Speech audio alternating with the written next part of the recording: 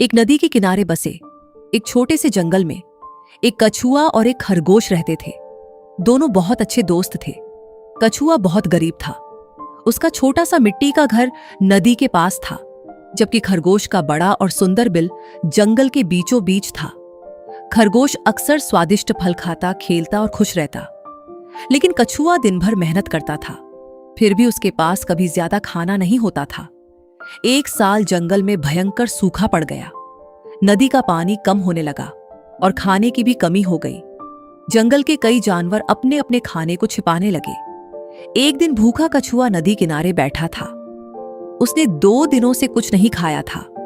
तभी खरगोश वहां आया। उसके पास कुछ गाजरें और फल थे। खरगोश ने पूछा, कछुआ भाई, तुम इतने उदास क्यों हो? कछुए ने मुस्कुराने की कोशिश की, लेकिन उसकी आंखों में आंसू थे। उसने धीरे से कहा, खरगोश भाई, अब क्या बताऊं मैं तुम्हें? तुम तो जानते ही हो, तालाब में सूखा पड़ने की वजह से मेरे पास खाने के लिए कुछ भी नहीं बचा है। खरगोश ने बिना कुछ सोचे अपना सारा खाना कछुए के सामने रख दिया और बोला, देखो दोस्त, दोस्ती में मेरा और तुम्हारा नहीं होता, सिर्फ दोस्ती होती है। उस दिन दोनों ने मिलकर खाना खाया। कुछ दिनों बाद अचानक तेज बारिश शुरू हो गई। सूखी नदी उफनने लगी। खरगोश नदी किनारे फंस गया।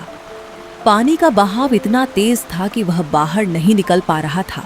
घबराहट में खरगोश चिल्लाने लगा, बचाओ बचाओ, कोई मेरी मदद करो। जंगल के जानवर डर गए। कोई भी नदी में उतरने की हिम्मत नहीं कर रहा था। तभी कछुआ दौड़ता हुआ आया।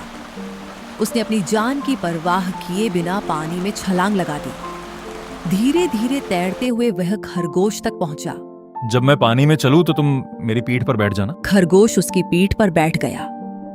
तेज लहरें दोनों को इधर उधर धकेल रही थीं, लेकिन कछुआ हिम्मत नहीं हारा। आखिरकार वह अपने दोस्त को सुरक्षित किनारे तक ले आया।